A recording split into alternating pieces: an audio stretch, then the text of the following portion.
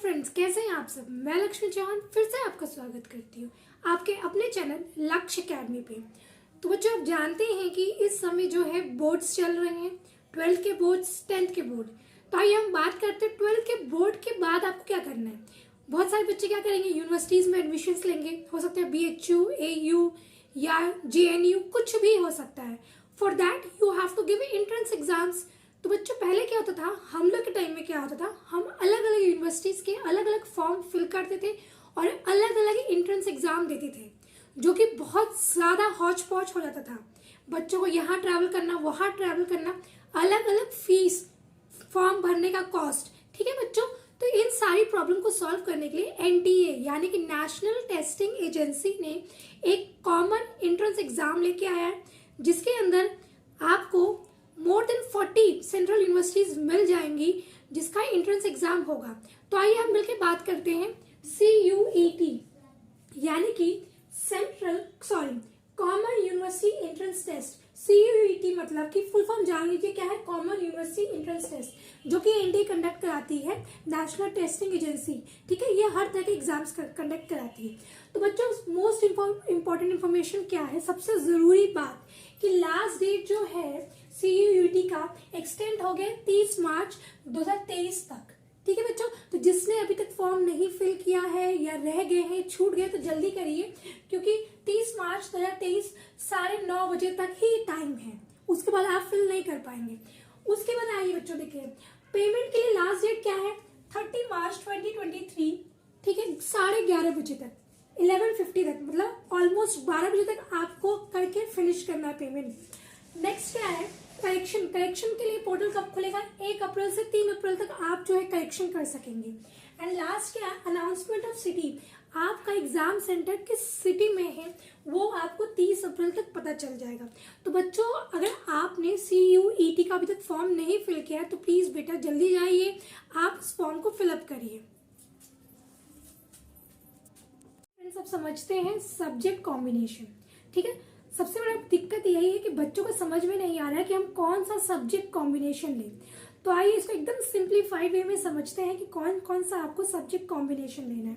ठीक है बच्चों, देखिए अगर हम बात करें तो इसको 3 सेक्शन में बांटा गया है। सेक्शन 1 जो कि लैंग्वेज है, सेक्शन 2 डोमेन है, सेक्शन 3 जनरल टेस्ट है। सबसे पहले सेक्शन 1 को समझते हैं। सेक्शन 1 में क्या है बच्चों, आपको लैंग्वेज चूज करना है। जो भी आपके क्लास 12th में लैंग्वेज था, इंग्लिश था, हिंदी था, अगर आप पंजाबी बोर्ड से हैं, किसी रीजनल बोर्ड से, तो पंजाबी, उड़िया, बंगाली, जो भी लैंग्वेज आपका रहा है क्लास 12th में, तो उसमें आपको एक लैंग्वेज चूज करना है। जैसे मान लीजिए मेरा क्लास 12th में इंग्लिश लैंग्वेज था, तो I will choose English as a language. तो एक सब्जेक्ट आपको यहाँ चूज करना है सेक्शन 1 में। क्लियर। नेक्स्ट है हमारा डोमेन। डोमेन में क्या बच्चों, जो आपका लैंग्वेज के अलावा क्लास 12th में सब्जेक्ट था। जैसे अगर मैं कॉमर्स की बात करूँ तो कॉमर्स में अकाउंटेंसी है, बिजनेस स्टडीज है, इकोनॉमिक्स है, और 4th सब्जेक्ट कुछ भी है, फिजिकल एजुकेशन है, मैथ्स है, जो भी रहा है। तो डोमेन में आपका जो कोर सब्जेक्ट रहा है क्लास 12th में, अगर आप कॉमर्स के हैं तो कॉमर्स का सब्जेक्ट रहा होगा, अगर आप साइंस के हैं तो आपका फिजिक्स, केमिस्ट्री, बायो रहा होगा, और फिजिकल एजुकेशन या मैथ्स रहा होगा। तो डोमेन सेक्शन 2 में क्या करना है, जो आपके क्लास 12th में सब्जेक्ट था, कॉमर्स में क्या था, accountancy, business studies, economics and physical. तो डोमेन में आपको 4 सब्जेक्ट चूज करना है। एक हो गया लैंग्वेज, 4 हो गया आपका डोमेन।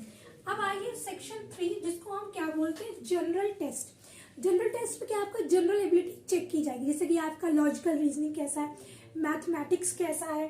तो इसके अंदर क्या क्या पूछा जा सकता है, general knowledge, current affairs, general mental abilities, quantitative reasoning. इसके अंदर बस आपका माइंड चेक किया जाएगा। ठीक है बच्चों, तो ये हम लोग का सेक्शन 3 है, जिसको हम क्या बोलते हैं, जनरल टेस्ट। आप समझ जाइए एक चीज बहुत ध्यान से कि इसके अंदर माइनस मार्किंग है, +5 है हर करेक्ट आंसर के लिए, और -1 है रॉन्ग आंसर के लिए। क्लियर, माइनस मार्किंग है, +5 हर राइट आंसर के लिए और रॉन्ग आंसर के लिए -1। एक चीज ये समझ में आ गई। दूसरी बात समझिए कि सेक्शन 1 में कितने क्वेश्चंस आएंगे। सेक्शन 1 में होंगे 50 क्वेश्चंस। कितने होंगे, 50 क्वेश्चंस। आपको करना कितना है, 40। आपको मैक्सिमम 40 करना है, 10 आप छोड़ सकते हैं।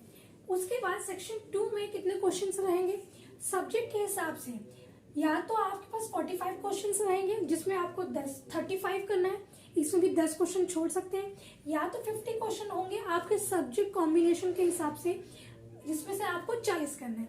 क्लियर बच्चों? सेक्शन 3 में आपको 60 क्वेश्चंस मिलेंगे जिसमें से आपको कितना करना है? 50 क्वेश्चंस करना है। तो बच्चों ये था हम लोग का एग्जाम पैटर्न, कैसे आपका पेपर आएगा बहुत ध्यान से समझ लीजिए। फिर से एक बार एक्सप्लेन कर देती हूँ कि आपके पूरे पेपर को आपके सब्जेक्ट कॉम्बिनेशन के हिसाब से 3 सेक्शन में बांटा जाएगा। सेक्शन 1 रहेगा लैंग्वेज, जिसमें आप इंग्लिश, हिंदी या कोई भी आपका जो रीजनल होगा वो चूज कर लीजिए। सेक्शन 2 डोमेन स्पेसिफिक, यानी कि जो क्लास 12 में आपका सब्जेक्ट रहा है, कॉमर्स वाले अपने कॉमर्स डालेंगे सब्जेक्ट और साइंस वाले अपना साइंस सब्जेक्ट चूज करेंगे। और जो सेक्शन 3 है सबके लिए सेम है, जनरल एबिलिटी होगा, जनरल टेस्ट होगा। ठीक है बच्चों, देखिए सब्जेक्ट कॉम्बिनेशन में आप मैक्सिमम 10 सब्जेक्ट चूज कर सकते हैं, बट ये 6 इनफ है। आप 6 चूज करिए, वो सेफ है। ठीक है, एक हो गया लैंग्वेज, 4 हो गया आपका डोमेन और एक हो गया आपका जनरल टेस्ट। ठीक है बच्चों, तो आई होप कि जो भी इन्फॉर्मेशन मैंने आपको दिया है आपको अच्छे से क्लियर हो गया होगा। CUET क्या है, कैसे एग्जाम्स होगा, क्या होगा, सारी चीजें मैंने कोशिश की है कि I explain you very clearly. चलिए, ये था आज की इन्फॉर्मेशन। बाकी इंपॉर्टेंट वीडियोस के लिए please stay tuned with my channel. Thank you.